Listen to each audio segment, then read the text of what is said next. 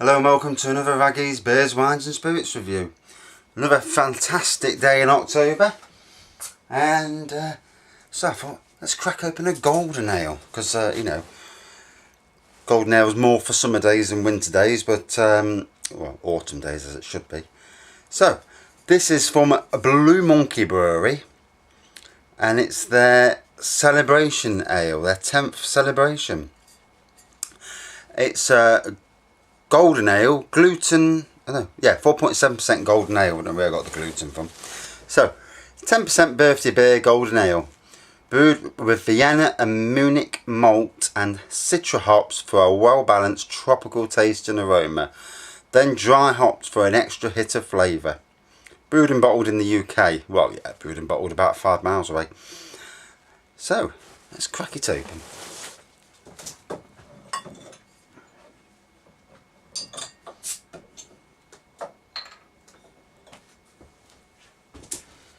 So I did the 8 hours at work, come home and then did another hour and a half on the garden. Front garden, looking excellent now though, to be fair. I mean, it looked good before, but being a gardener, you've got to have your front, your garden looking as best as it can.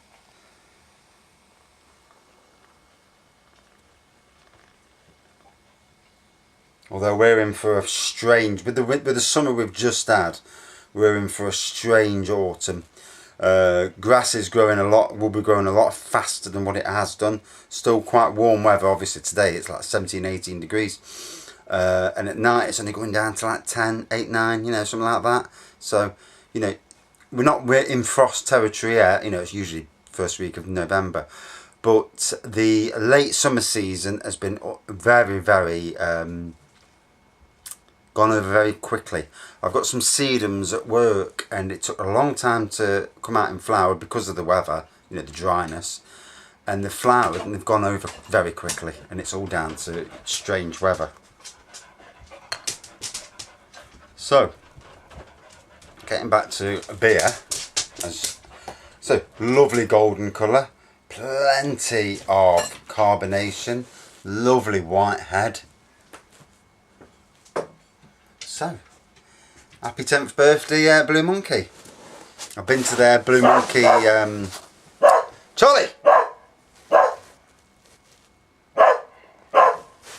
I just shut my door. Gobshite.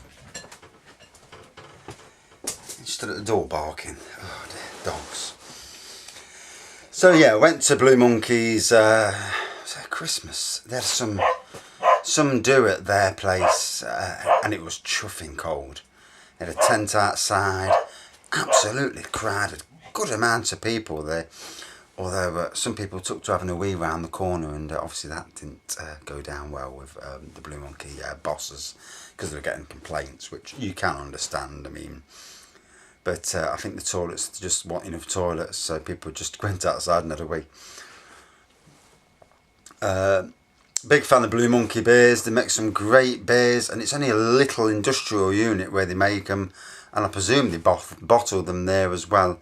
I've never been on the tour. Love to do some brewery tours just to get a feel of it, and if I ever won the lottery I would make my own brewery, definitely. I know what I like. I've got a feeling that what the public likes, and if you add your own microbrewery yourself and then add a little micro bar to go with it, you're making your own beers, you're selling them in your own, you're not going for anybody else. You could, it's a great way, great life as well. But hey, let's see if I win the lottery one day.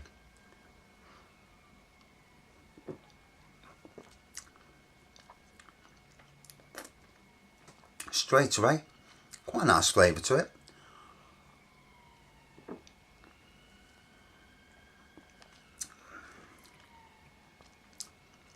Definitely a bit of hops in it. Right.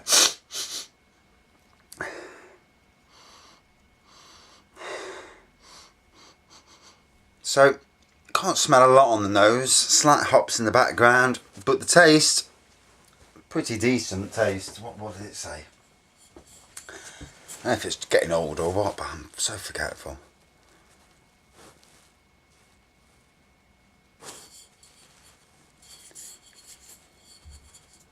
So brewed with Vienna and Munich malt. It's definitely got a maltiness to it. And Citra hops for a well-balanced tropical taste and aroma. Why am I not getting the aroma?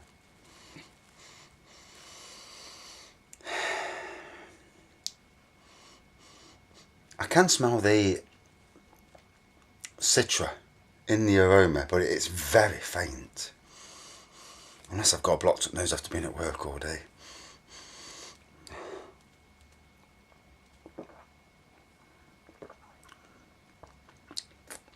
Definite hops in the taste and obviously malt. And they're right when they say they've got the balance. Whoever gets the job of balancing, that's a fantastic job.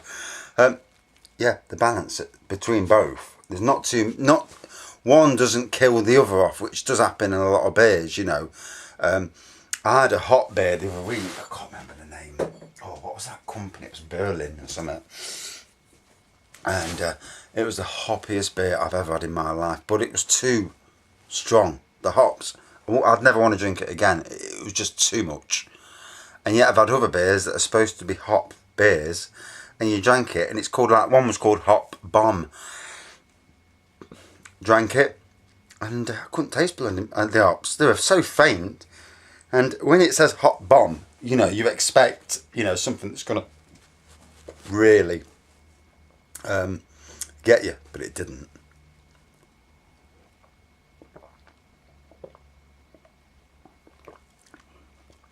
Speaking of Blue Monkey, I'm going to the Nottingham Beer Festival Friday. Today's Wednesday. It opens today. Nice aftertaste. Really nice aftertaste in it as well. Lasts quite a long time after you know, it goes down the hole. And yeah, definitely nice aftertaste. Yeah, going back to Blue Monkey, they've got about 11 beers on, if not more. The one beer I'm desperate to try is Chimpanzee. Chimpagne, that's it. And it's 11% beer brewed with champagne yeast. And so that's why they got the 11%. Sounds brilliant. Want to taste it, you know. There's some beers I just want to put to bed.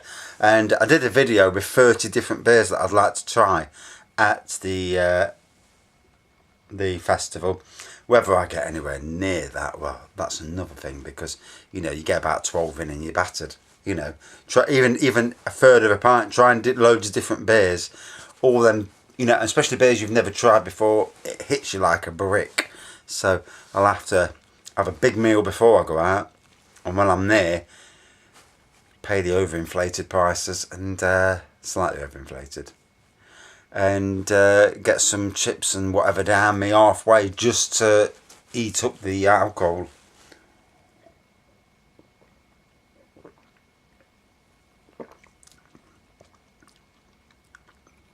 So, getting close to halfway down, still retaining a head, still plenty of carbonation there.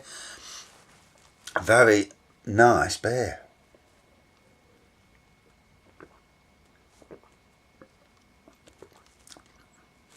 Wife bought 2 of these, and yeah, the other's sitting somewhere. Is it sitting? I've already drank it. I hope I've already reviewed it. I'll have to see, but I don't think I have. Yeah, the hops really lasting long on the tongue, you know, after you've swallowed it. So got a good length to it, if that's the right word. Yeah.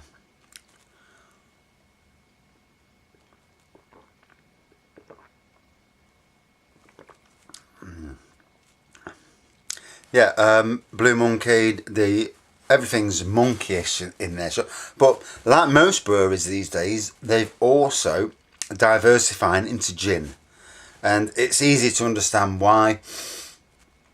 Gins are massive. I mean, your plain old gins, I think normal gin is absolutely disgusting. I've had it several times. It's vile. But the flavoured gins are basically same as vodkas, really. It's just like flavoured vodkas. You know, some are really nice. I mean, I went to Minorca to a gin distillery, and walked in sober as a judge. walked in very sober, sorry. Walked in sober, came out wobbling, you know. And you walk in, there's 4 different pedestals, and you just neck these gins.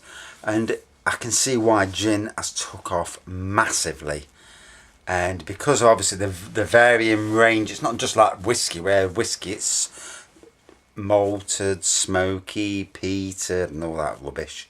You know, to me the whiskey industry and Brewdog are going to start doing whiskies, and I think they will do to whiskies what they did to beers, because let's be fair, you go about 7 years ago, Punk IPA was on the shelves at Sainsbury's, and it didn't really get many sales, to be fair. And I think the Citra hops were too much for people to handle. Now, Brewdog is at the forefront of that generation. You know, they've got Brewdog pubs everywhere in locations all over the world. They've brewed iconic world's strongest beers. So these lads who've done it, you know, hats off to them. And if they can change the whiskey industry to anything like the gin industry, you know, to me whiskey needs to evolve. I like whiskies, but you know, and whiskies sell massive around the world, but if they made it more modern like gin is, wow, you know. I mean, I'd like to see more ginger wine in whiskies, like Ginger Max. You know, I think there's a massive scope there. This generation, if all the ginger beer drinkers knew that ginger wine is what it is, I think they'd have a massive, you know, it would go massive. But obviously trends change in the world of alcohol, and you see it over the years where things change, and some of it's forced, some of it's just companies that are very good at marketing, and others it's just the fact that, you know, people have moved into that, and then all of a sudden it's exploded, and that's what's happened to gin. Anyway, back to this beer. So it's all down to Blue Monkey and what they're doing. I mean, fair play to them. I mean, £36 for a bottle of gin. I don't know what they pay in to the government, but you know, that's some good profit on each bottle of gin. So yeah, this is a very nice golden ale.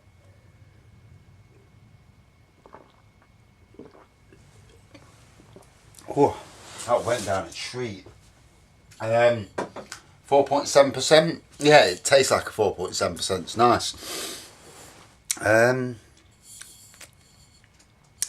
Would I drink this in the pub? Yeah, definitely. I mean, you could spend all night drinking that. It is really nice. It's like a good session ale. Really nice golden ale. So,